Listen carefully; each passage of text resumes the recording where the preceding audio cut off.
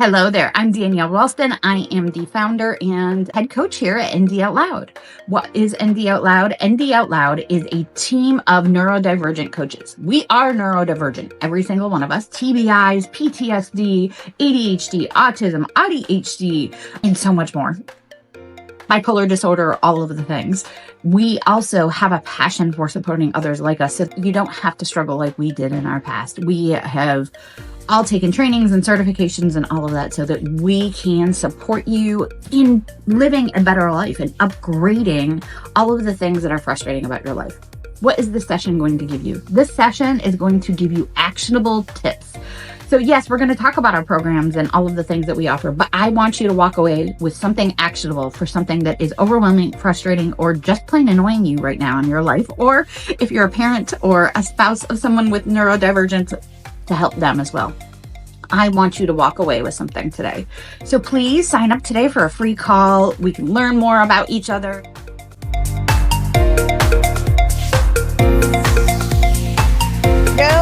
Good morning, everyone. This is Danielle and Shay with ND Out Loud, and we're talking about the importance of play. And part of why we're talking the importance of play is because you just kicked off something pretty cool that you're doing in your private practice. Yes, it's actually learning how to get things figured out so you can play, because we get so wrapped up into everything. And so I actually was going to start it off today, but you know how technology loves us so much? I have to postpone for another week, but that's okay, because then that means more people can come play with us. That's awesome. At the end, we will post a link to you so you can join her, especially if she's doing a week off, a week later than I thought. That's awesome. Me I'm sorry you too. have tech issues, but I get that. I crashed 3 things this morning, first thing. So I totally Well, there get you that. go. So why play so important and something we deny ourselves, do you think? Because we deny ourselves a lot. In a lot of ways, we take things so serious, and then in some other ways, we don't. But I think it's how many times are you going to allow yourself that rest, that downtime to rejuvenate, to create, to do all the things that you want to do, let alone being able to do it. And if you don't allow that time to do it, then you're not rebuilding, you're not rejuvenating yourself, you're not able to have that creative side. And I know I do a play on words. So play actually was an acronym, but it's to teach you how to get to being able to play. And so that's the cool part about all of this, is being able to find the ways that we can go from getting the task done and getting all the to-dos figured out, but not letting it overwhelm us and hold us back from being able to have time to do other things. For me, play is such a big part of being able to focus, like doing things in play. So I am a huge proponent if you guys see any of our Disney content, of doing play while doing things that are focus-based and need your attention and all of that. And I teach the sandwich principle, which is get dopamine, do a task, get dopamine. And I'm usually trying to show my clients how to get dopamine while doing the things that they hate doing, have to do, whatever the thing it is. Like when you're cleaning your house, if you want to listen to the Wicked soundtrack, go for it. Sing along, dance along. And yes, it'll take you 2 extra minutes to clean your kitchen, but you're going to feel so much better and more accomplished when you do it. And for me, that means listening to Star Wars soundtracks while I'm working. That is a big thing for me. Because yes, I'm a huge Star Wars geek. So I'm going to listen to Star Wars, play with Star Wars stuff, do all of things. When I'm in my office, I have a ton of Star Wars stuff. But incorporating play into all that we do is so important. And I think we've denied ourselves so long because we've been criticized that we're lazy or dumb or that 20,000 extra negative words that we as neurodivergents hear. But we don't have to be as boring as neurotypicals. We don't have to be professional all the time. I'm not going to do things in the least professional way possible in order to enjoy and actually accomplish the task, because it's more than just enjoying it. Yes, it's getting it done, but getting it done with fun. Yes. And, you know, I went to a business conference last weekend, and I have to say that in that conference, there was a lady there that was talking about being ridiculously you. Okay. And her name's Julie May, and she is fabulous at teaching people to find your uniqueness, find your creativity, find the things. And I happened to mention to her, I was like, yeah, I'm at the business conference. I love it. Thank you so much. It resonated, da, da, da. And I was telling her about the sock videos that I do on Instagram. And I said, I've had a lot of flack sometimes of people going, why are you doing that? That's so weird. And I was telling her it was actually to get me started to posting on Instagram, doing the reels, because it felt so overwhelming to me that I was just trying to avoid it. And once I started doing it and having the fun, and then I told her how I really enjoy having cartoon socks on. And she goes, do you have them on today? And you know what? I didn't. I didn't because I was like, oh, it's a business conference. I should be a certain way. And she goes, girl, you need to be playing. You need to allow yourself to have that no matter where you are. And it's true. If we take away that uniqueness of us, we take away that play. We take away the things that we stand out with. And you can't ever stand out. My husband tells me this all the time. You can't ever stand out if you're trying to fit in. So if you're fitting in, you're not standing out and being who you need to be to attract someone else to you that needs your help, or attract someone else to you that needs to find out how to play and have fun. So this is especially so important for entrepreneurs.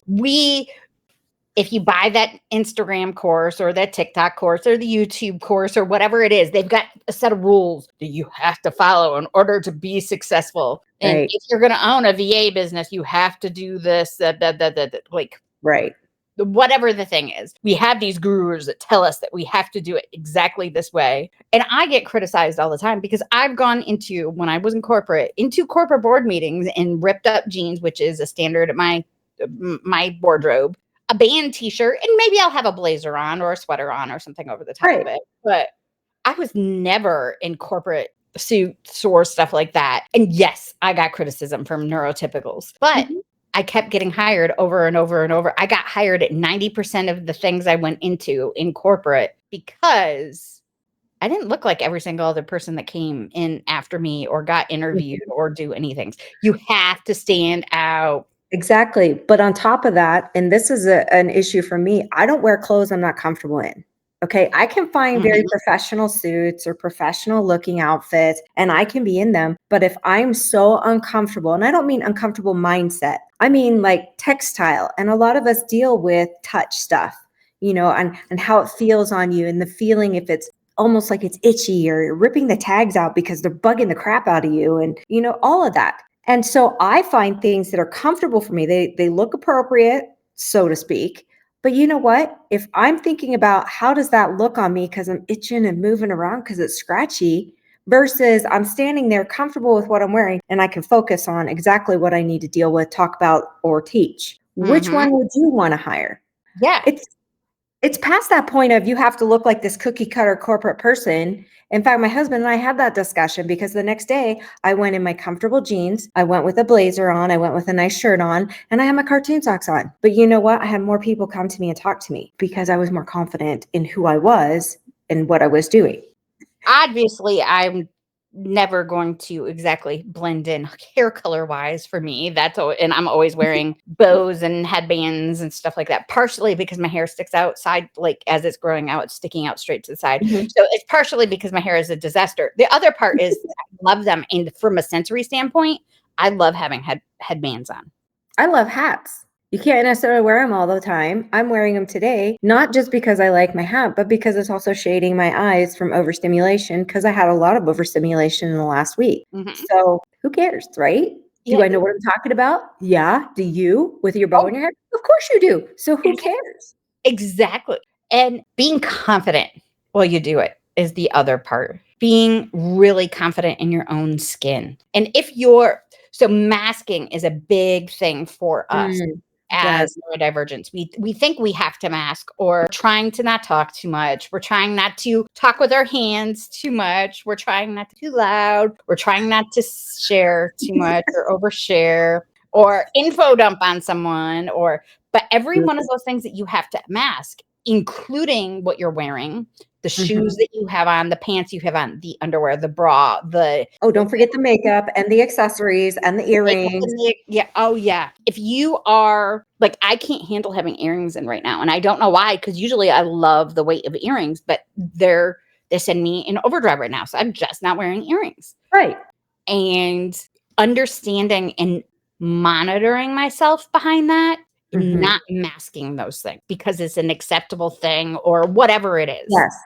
I think one of the biggest things I've had with a lot of women that are neurodivergent is I can't stand wearing an underwire bra. And I hate that I have to wear them to work. Why? No, you wear a sports bra. Who cares? Like, you know what? If you need the sports bra, wear the sports bra. I mean, I wouldn't wear it just by itself. That's my own personal opinion. I don't think necessarily that's the best place to wear it. But all with everything we're saying, it still goes back to that creativity side. Now, when you show up, Danielle, and you're in a playful mood, okay, and let's say you're going to do a speech and you're in a playful mood, do you feel like you do better with that speech that way than if you're like, okay, we're going to be talking on these points, I need to make sure I have these points?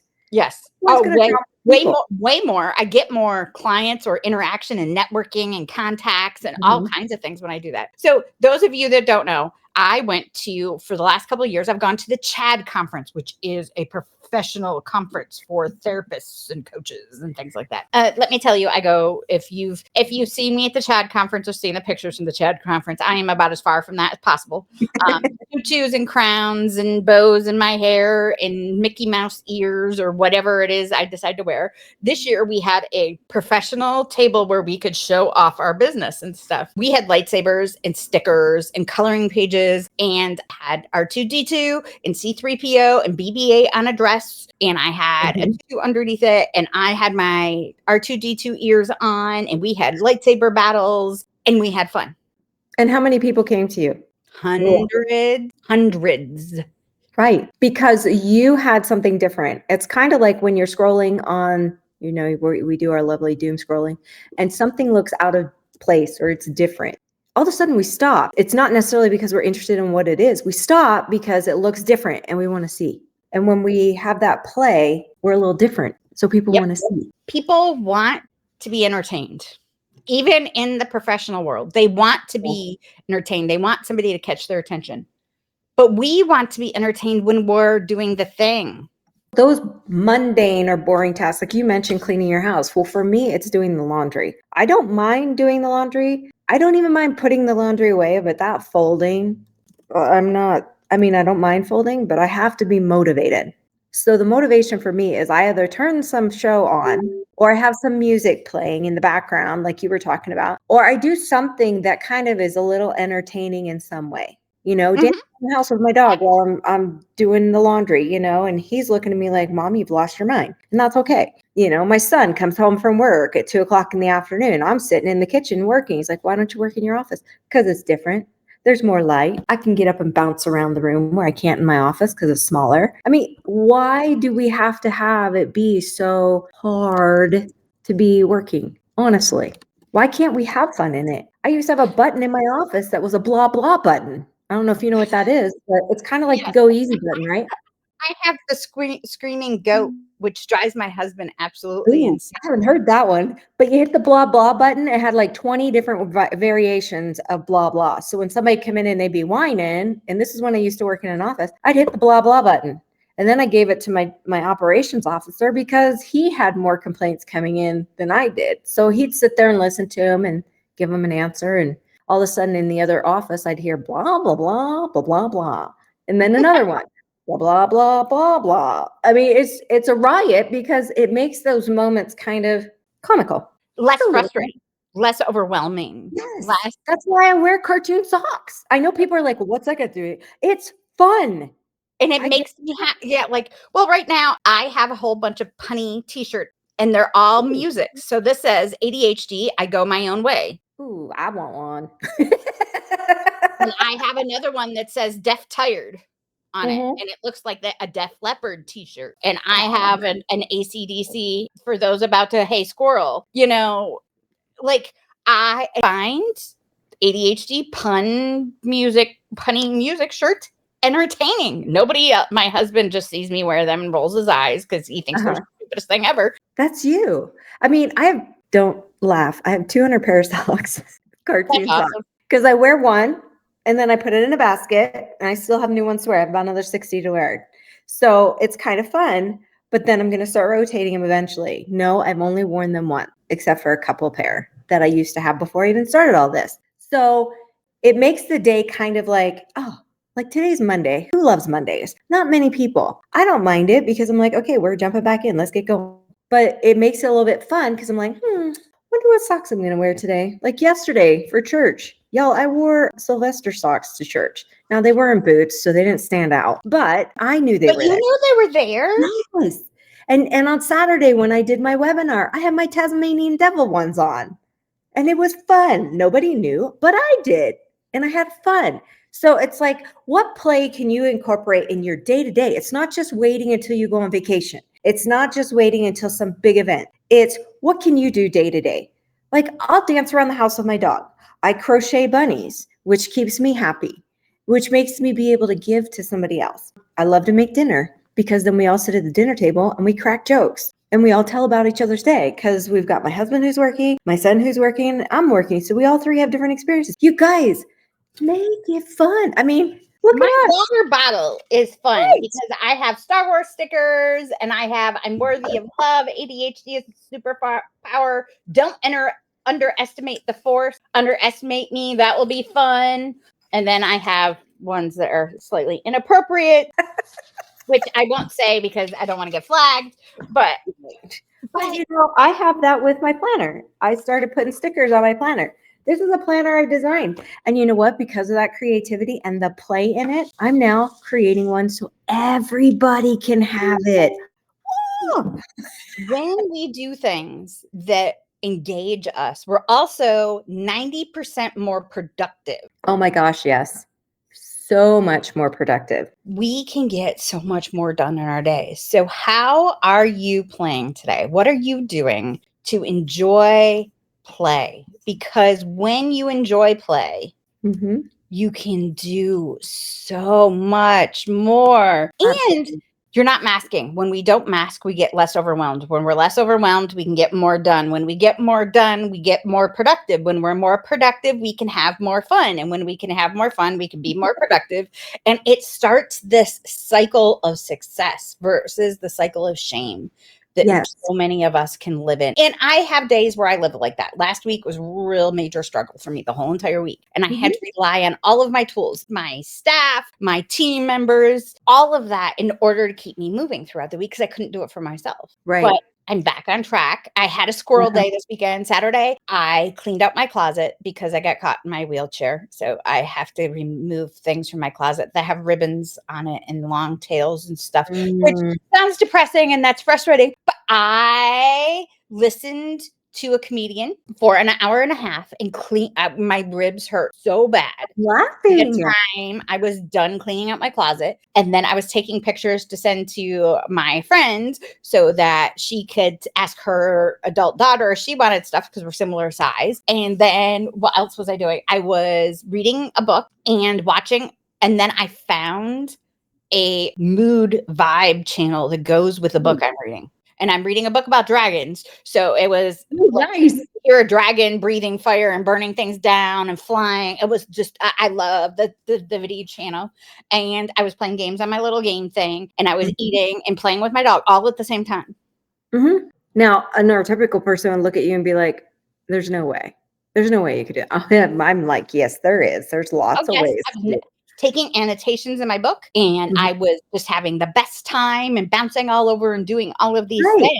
And mind you, this is somebody, I have major chronic illnesses and I have a hard time moving around and doing things. So I've had to adapt so my brain can have the energy and use up the energy it needs somehow. And that I hear you. With having a minor TBI and the severe concussion that I had, I have headaches 24/7. So I have to pay attention to my body, but that doesn't mean that I have to shut down completely. If I pay attention, I can keep playing, which means I can keep going and progressing forward instead of pushing myself so hard by doing all the masking and trying to fit in and trying to do everything everybody else wants me to do, which then puts me in the overwhelm, which then what you're talking about, where you stop, you flatline, you're done. You're not going to do anything else because you can't, you're so overwhelmed. It's like doors are closed, windows are shuttered. I'm done. But when I stay out of that, when I look at what's one fun thing I can do each day, and it may be like my husband comes home and I crack a joke at him and he cracks a joke back at me and we start this joke thing back and forth. Or it could just be the dog starts chasing. Okay, you have to, this is funny, 53-year-old woman running through her house as fast as she can, chasing the dog, and then the dog chasing her. It is a riot. It is so much fun for me. And my husband just stands there. Now, my husband's 70, so he's just looking at me like, you have lost your mind. The first time I did it, he literally was like, you have lost your mind. And I'm like, no, I'm having fun. But they don't expect that from me. And so now all I have to do is just do a little patter with my feet, and the dog's ready to go. And we'll chase each other around the house and around the couch, and he'll jump up on the back of the couch and sit there, and everybody's laughing. What happens in your home if everybody is laughing? So much less stress and less overwhelm for everybody else. Right? It's so fun. And my husband and I will watch ridiculous, and I do mean ridiculous videos on YouTube just to entertain ourselves at night, just so we can relax. He has a very, very high stress job. Right. I, some days, because I do work in mental health, work with my client, they're stressful. Well, we have to let our brain rest. Bottom line, guys, let your brain rest. And that's part of what the play is letting your brain rest and have some fun with it and allowing yourself to just take a breath. Everybody says when you're going to sleep at night, you should turn off the TV, you shouldn't have any screens or blah, blah, blah, blah, right? If I don't turn some documentary on or something that's kind of boring but cool at the same time, I will stay awake for hours. But if I turn that on, 5 to 10 minutes, because it shuts my brain down and lets me go to sleep, because now it's not going, you got to do this. Don't forget that. Oh, what about this? And you have an appointment, just running through those cycles. But it just takes a little bit of that attention away. And I'm out.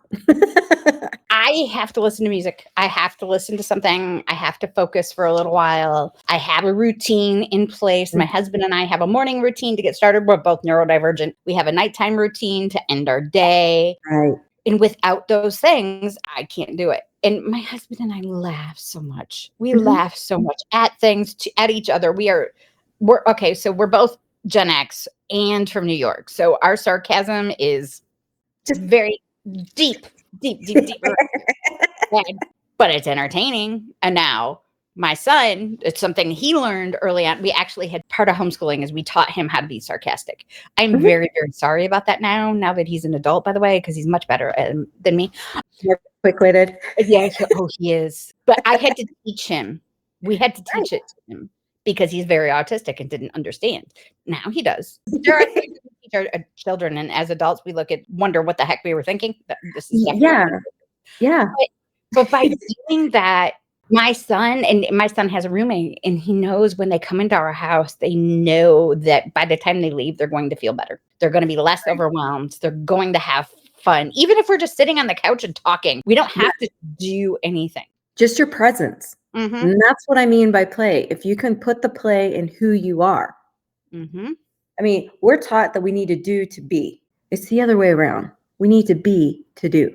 You first have to be who you are so that you can do the things that you want to do, so that you can create the things you want to create. I mean, in an entrepreneurial world like you and I are in, we really need to be creative, not to be able to outshine someone else, but to allow ourselves to be able to become more and more and more as far as what we're trying to give to the world. Like, we're trying to help people with neurodivergence. We're trying to help them figure out how to deal with this world, this society, how to step out there and be like, yes, I'm neurodivergent and it's okay. I don't have to pretend I'm somebody that I'm not just to be able to fit in, and it's okay. But at the same time, being able to say, I can accept you for who you are. Please just accept me for who I am. And let's just respect each other and move on. Exactly. And I love that. So how are you playing today? How are you bringing play into life? I would love to hear from you. Let us know if you're struggling to play, if you're struggling to figure out how to play. Well, Shay has something coming next week for it. Just ask and we will share the link with you. We want you to learn to play because it is so important. And it's one of the big things that we do here in the community. We have a lot of play. And my bestie, when I went to Disney World with her, on our way back, because we road trip, we were talking. She's like, you need to do daily neurodivergent tips. Oh, that's a good idea. She goes, but some of them need to be absolutely ridiculous. So I spent the other night, I couldn't sleep. I wrote over 200 the other night. Okay, then I don't need to help you. Just tell me what they are. Absolutely ridiculous. Some of them are just regular, whatever, ADHD tips and tricks, but some of them are absolutely ridiculous. And I cannot wait to start putting them out there because play is so important. Play really is important. So I hope you join us. Come join the community. We're just $20 a month, all kinds of play. Come have some fun with us and support body doubling and coaching and all kinds of things. But join Shay for her 30 days of play, because I think that's going to be really, really cool. And I probably am going to sign up. Even though I really don't have time, I still probably am going to sign up. Here's the cool thing about that, Danielle. I made sure that it wasn't going to take a lot of time, because we don't need a lot of that. That's we good. Need to find our time, not add to it. I definitely need that right now. I hope you all have an amazing day. Let us know if you have questions. We really do want to support you.